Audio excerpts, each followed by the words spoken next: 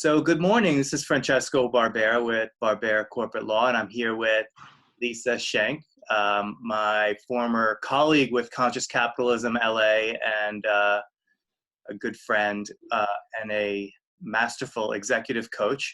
And we're here to talk about something that I see happen pretty regularly in my clients, actually, and actually in my professional life as well, which is the situation where you have a really strong performer whose personality is wreaking havoc kind of culturally and interpersonally, and maybe creating a lot of attrition and turnover in a particular work group.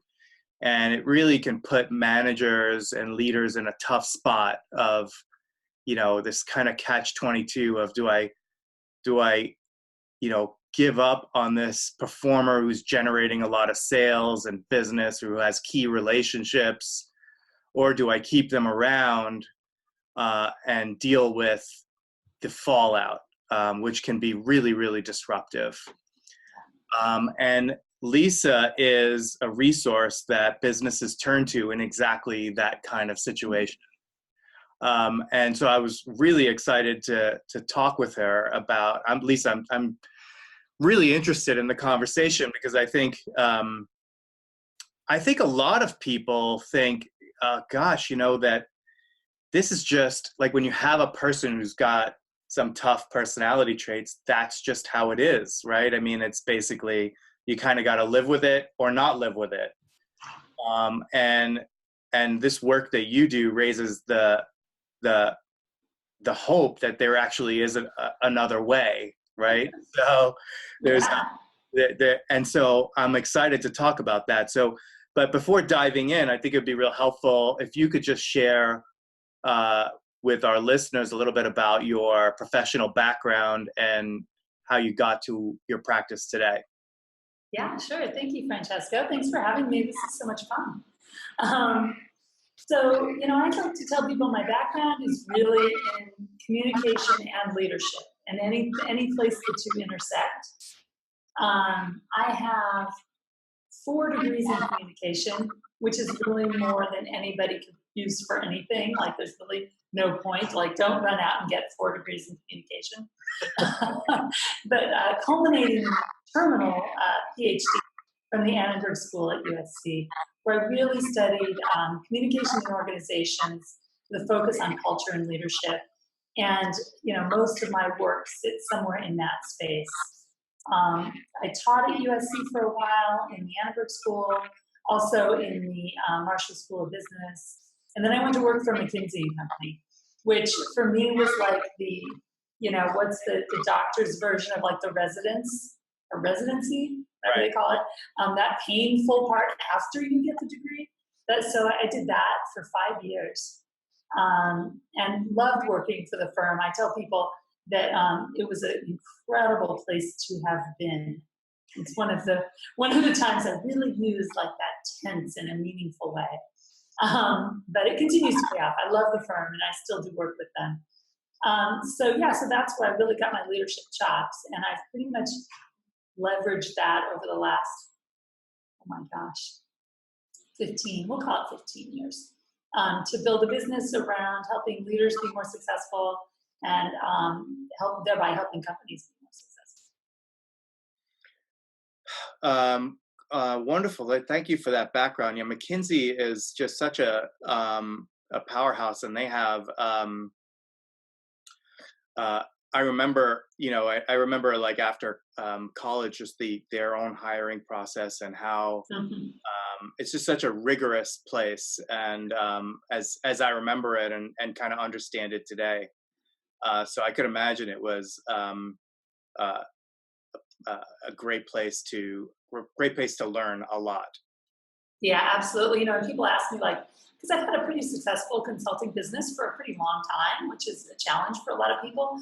And I say, well, what is it? I'm like, well, it's kind of a combination of a PhD, which, means I kind of know stuff, and McKenzie, which means, I kind of get business. And then I'm kind of just not an asshole. And like when you take the Ph.D. and the McKenzie thing, very often you get a person that's really hard to work with, and I'm actually quite pleasant to work with. So I figure that's kind of my trifecta, my secret sauce. I second that. That's been my experience. So, well, good. So, so let's talk. Let's get to the topic of this call. So let's imagine like I'm someone who's facing this dilemma, right? So I have a performer who I rely on and depend on in a really significant business way. Let's say it's sales, for example, and her performance or his performance is just a really important part of the success of the organization, at least as it stands today. But this person's difficult to work with. They creating culture problems, turnover problems, and so forth. So what do you do? Like, how do you evaluate the situation and determine, how to respond? Yeah. Well, let me not overcomplicate it for you. There are a couple of key questions, right? That I always ask before I get into any kind of engagement. One is kind of how important is this person to the business? Assuming these are big problems, I'll just take you at your word without digging in deeper. Right. And if the person is incredibly important to the business, sometimes I'll challenge that, because sometimes you just kind of need to understand, how bad is it if this person leaves? So one of the levers that I can have as a coach is like, if this coaching doesn't work, you're not going to work here anymore. So I need to understand what the parameters are around that, because it affects the way I go in. The other question, that's a really important question, is to what extent is this person aware of their own role in whatever the problems are? So, and I get a range of answers to that, and then I test it with the individual themselves. But like, if the person really thinks that everybody else is just the problem, that person may not be coachable. Because what happens when you hire a coach is that I'm working with you to improve your behaviors or to change your behaviors to get more of what you say you want. But if everything you want is related to what other people are doing, and you can't even see what you might do differently, then you're probably not coachable, and you might need some other kind of intervention. Sometimes it's a skill-based intervention, which I can also do. But those are kind of the two questions. How important is this person, and how coachable are they? Yeah, and now are you usually like,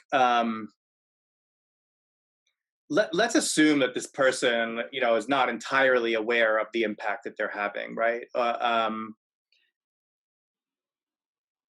Are your engagements typically such that the coaching that they're doing with you is kind of imposed upon them?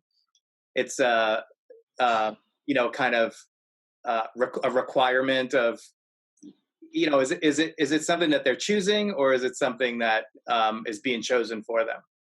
Yeah, again, there's kind of a range, but it's always best if the person chooses. So even if they're not choosing to have coaching, I actually like to recommend that they choose coaches, right? So I like people to have myself plus one or two even others to talk to, because I think that element of agency and also the interpersonal connection.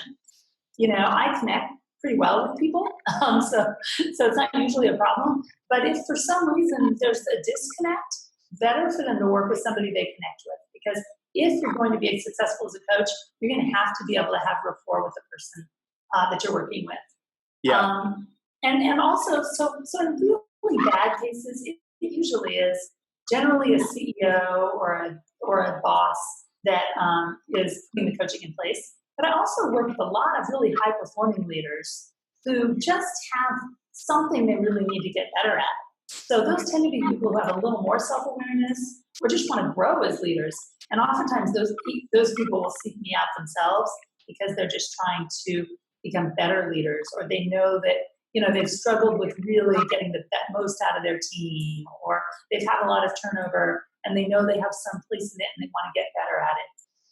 So really the work comes kind of from both of those places. Yeah. So do you find that most people are coachable? I mean, how often is it that you find people are just simply closed to learning and growth? So let's say I've been doing this for 15 years, although it's really been longer, but I don't even count the pre-McKenzie days anymore. And I would say in those years, I've coached hundreds of executives. And I can think of 4 off the top of my head that were not coachable. Okay. One of them was like clearly a sociopath. And so mental illness is one of the things that can get in the way of coaching. Mm-hmm. The strategies coaches use work really well on mentally healthy people. Right. So you got to kind of account for that.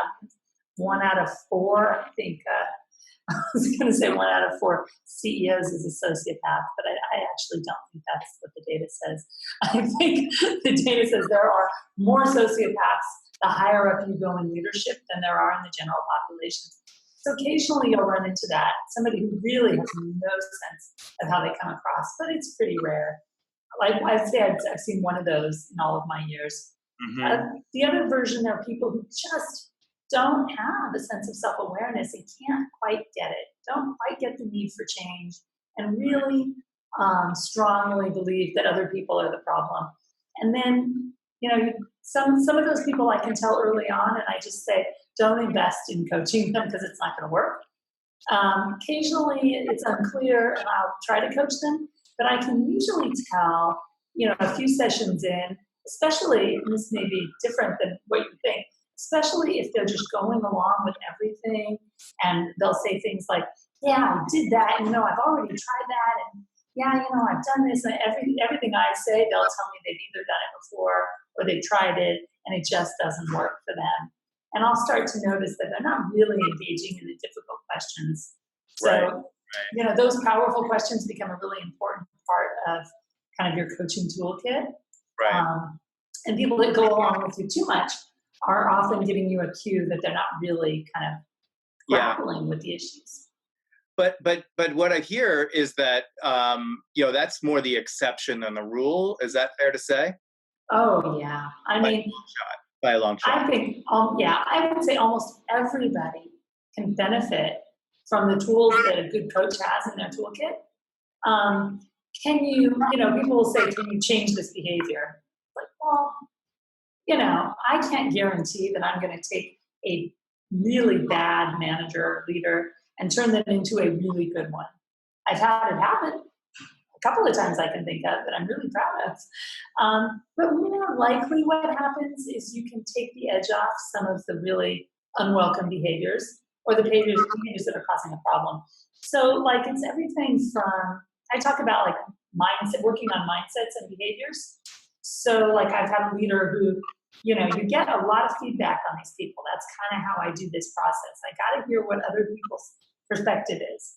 And then you find out this leader is seen as a bully, and really kind of hard on people and always taking over. And so the behavioral things are things as simple as, don't yell at people.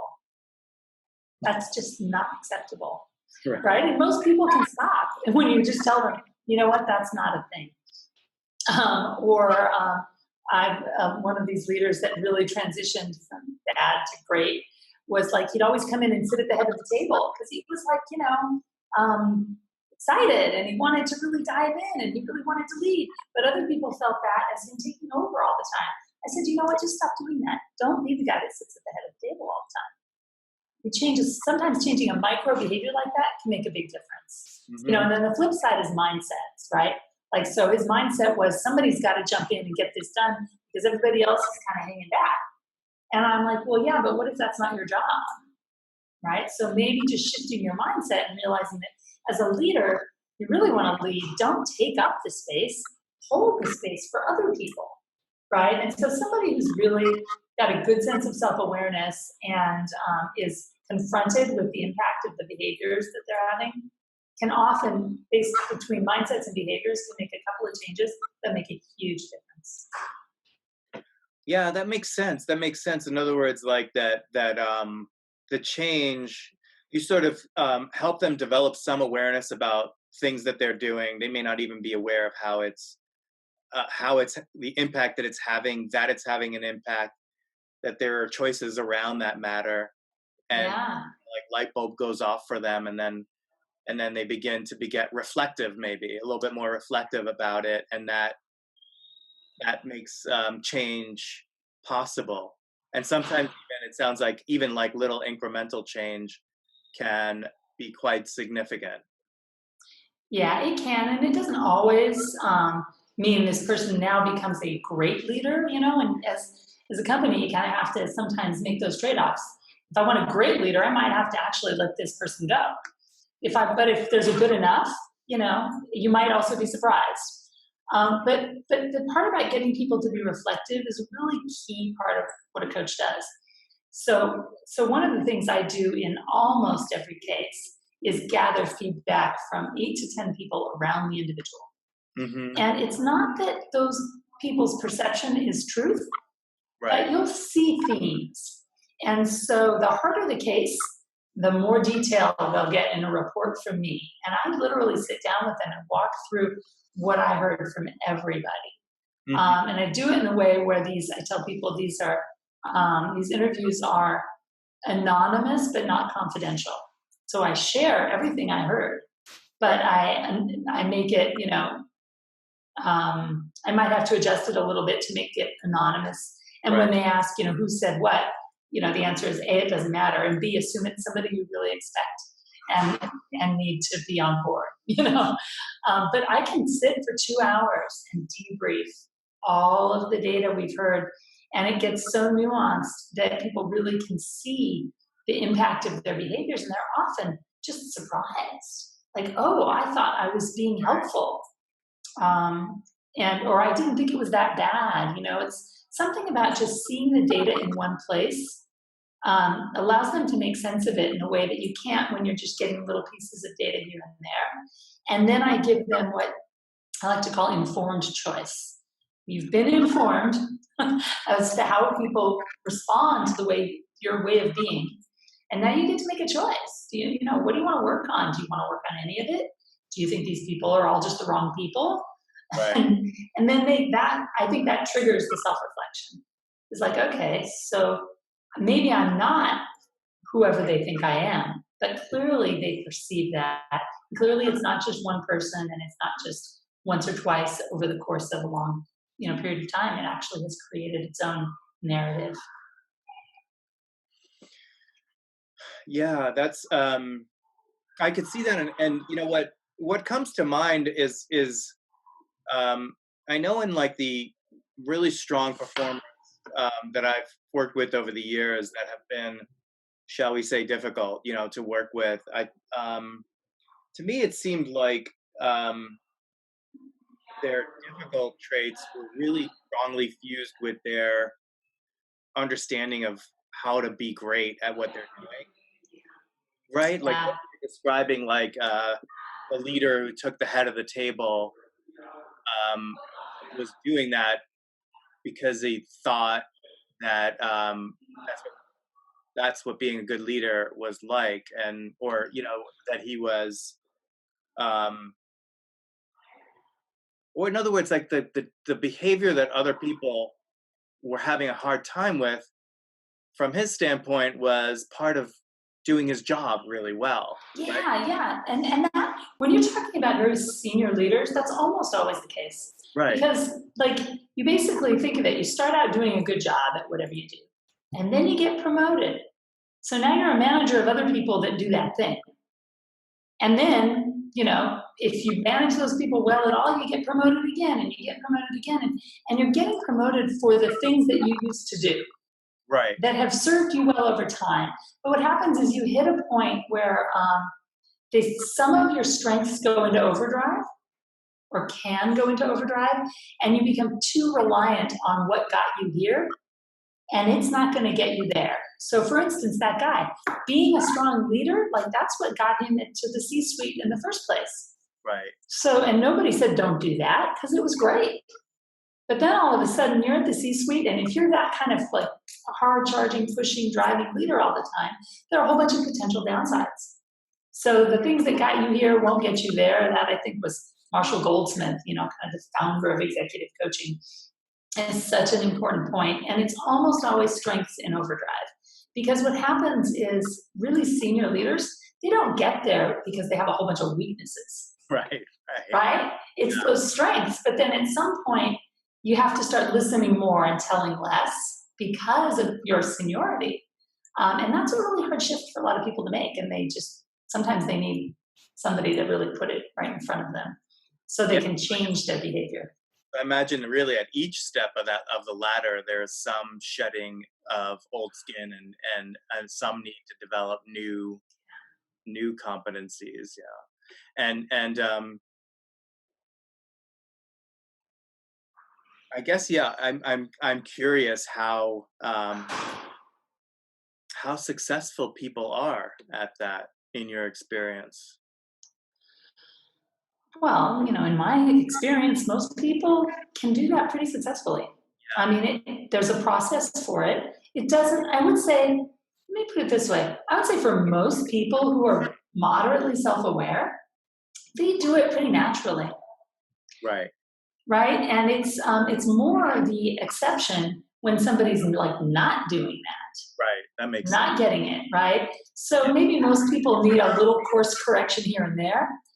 Yeah. But the big coaching interventions with people who are really difficult it's probably just because they were done too late in the game. They were just getting a lot of accolades for doing things the way they were doing them, and nobody was telling them, yeah, but you got it. Nobody was mentoring them or supporting their shift. I see. So then all of a sudden you have a problem. It doesn't always go that way, but I think that happens a fair amount. Mm-hmm. So that becomes a little harder to kind of dislodge the patterns, so to speak, right? Right, exactly. And then also those patterns become like fatal flaws. So like somebody who's a really strong critical thinker, and he drives everything with his critical thinking and really pushes everybody and actually really pushes people to think beyond, but it's kind of, hard charging about it. That can work to a point. But if you push that too far, then you've got a leader that isn't hearing what people say, or people will give up because it's like, well, it's not worth it to fight him on this. Then you've got somebody at the helm of your company who's actually not hearing what's really going on. And it's only because they've taken this strength that you used to think was a good thing, and they've pushed it so far that now they're not getting what they really need, which is for people to actually be honest with them and share information. That makes a ton of sense, Lisa. So I know this is probably a tough question to answer on a general basis, right? But like, how does a leader that has a performer like this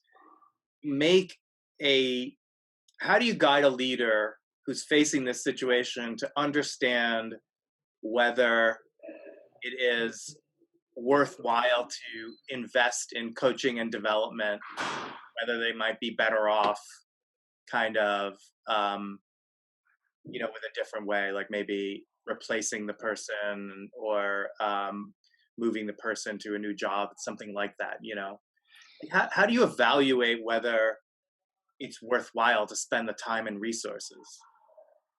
Yeah, so that's going to be different for everybody. The way I evaluate it, it's going to be really different probably than the way any given, let's say, CEO is going to evaluate it. Everybody's got to do their own cost benefit analysis. Right. I usually say that it's worth a try to coach somebody. And again, it almost always is. And what can happen from that is that person gets an opportunity to grow. They get to learn things they just had no access to before. They get to hear it from kind of a neutral third party, which really changes the dynamic. So not surprisingly, as a coach, I kind of think coaching is always a good kind of next step. And then if they don't respond to the coaching, not only then can you feel like, well, you've really tried the one, the big kind of tool, the hammer that you've got to hit this nail with, but you learn a lot about the person. And then you can make a different kind of decision. Sometimes through the coaching process, we find out people really aren't happy in their roles. Right. And that's one of the key elements in being a good leader. You kind of have to love what you're doing. So I can say, there's a fair percentage of people I coach where I find out they're just miserable. Well, okay, so let's solve for that. Sometimes that means finding a different role or even a different job. Yeah. So occasionally people will get kind of coached out of their role, and then that solves the whole problem for everybody. Right.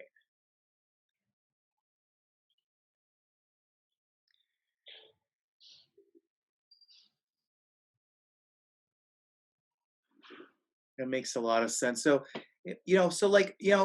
let's say a step before, do you find like when you kind of start an engagement that I guess part of my question here that I want to ask is, are there things that leaders are doing that leaders could be doing kind of before they even determine it's necessary to bring in a coach? In other words, are there like other interventions, like kind of low-hanging fruits, obvious kind of things that people can do before bringing someone with your expertise in that might, might help the situation without a kind of formal training or coaching engagement? Oh, absolutely. Let me think. Some of the kinds of things that help. There are lots of good 360 tools out there, so you can get feedback on your senior team, which if you're not doing, you should be doing. And by 360, I mean feedback that goes downward and peer-to-peer and upward. So that can be a great tool. And like I said, there are lots of good ones out there. I think The Extraordinary Leader puts out an incredible 360. You've got to be certified to do that one, but there are other ones you can just buy, straight out. So I think that's probably the most powerful tool, is to give this person some perspective. Other things you can do, kind of involve just being honest and straightforward. Yeah. Like, I think a lot of times even people who lead companies are not comfortable like speaking the truth to people on their team. Yeah. So to pull Joan aside and say, Joan, you're such an important part of this business. We can't do what we do without you, but then we're having these issues. And I need you to help me figure this out, like get her engaged. Why do you think we're having these problems? How do we think we can solve for these problems? And really kind of just caring about her or him. I noticed that in the tone and tenor of your questions, that it's really a kind of a blameless inquiry as to why is this happening, what can we do about it, and can we work together on it? Yeah. Yeah, what people tend to do, like especially, senior people, CEOs that are like drivers on social styles, they just want to move fast, get shit done. They tend to say, look, Joan, this isn't working, you need to fix it. Right. It's got to get better by the end of the quarter. Well, okay, well, she doesn't even really know what she's doing, and she certainly doesn't know how to fix it. Right. So, with the more senior people you're dealing with, the more you have to take kind of a more supportive versus directive approach. So if you're just directing her to do something she doesn't have the skill or the will to do, she's just going to get more and more frustrated, and you're not going to get what you're after. So then as a leader, you have to think about, what do you change?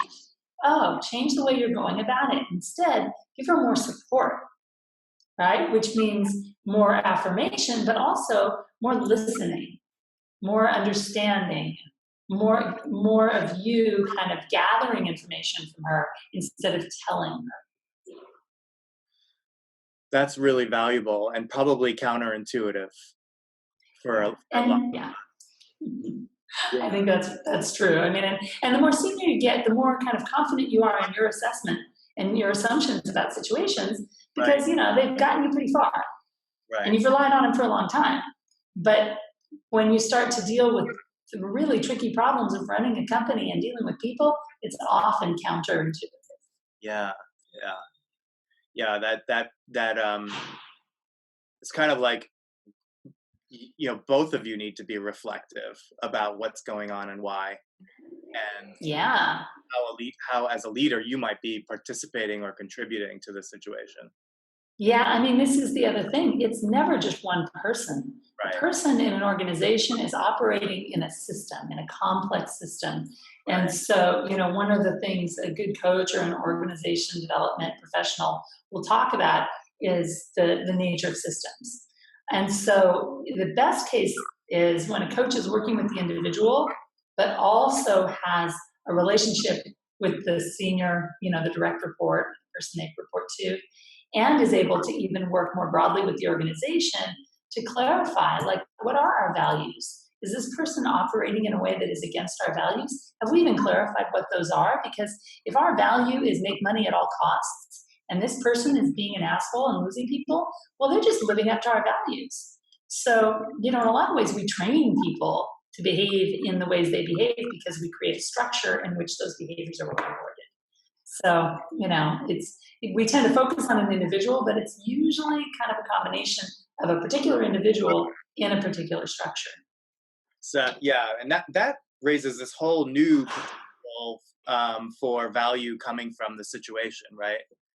If if there's this point of difficulty that's occurring, and you're able to view it in a reflective and humble way, there's an opportunity there to learn about the system that's created and why this hiccup is happening, and that's an exciting potential. Yeah, I mean, I think that's a great way to kind of reframe it. In the work I do with companies, I do culture development, right, where we want our culture to be more high performing or more professional, or we just want to finely tune it. But in all of that work, it's really with a focus on what's sometimes called deliberately developmental organizations, right? This notion that the development of your people and the ability to rise people up to their fullest potential is part of your organization's success model, right? Like you can't really be successful if you're not developing people, and so their development becomes part of the whole system that you've created. So do you have systems in place that honor people where they are, that help them reflect, that encourage them to grow, that provide what Daniel Pink calls intrinsic motivation, right? Based on mastery, purpose, and autonomy, right? So looking at the whole structure and system for the things that actually enable people to thrive is kind of the best way to create leaders coming up who actually are good leaders to begin with. But it's also a really good way to help create an understanding of what it means to be a leader in your organization. Yeah, that sounds really exciting. Like really like the idea of creating organizations like that that are nourishing and supportive and great learning environments. That's amazing work. I love doing this work. It is amazing. I can see that. Yeah. Well, listen, Lisa, thank you so much. I feel like this conversation was just filled with really helpful wisdom. I'm very excited Um, about it. oh, fantastic. Well, I'm excited too, and I'm happy to come back anytime. I'll talk about any subject you come up with. Thanks. I'm going to take you up on that. So I look forward to our next ones. Thank you again, Lisa. All right, Francesco, nice to see you. Thank you. Likewise. Bye. Bye-bye.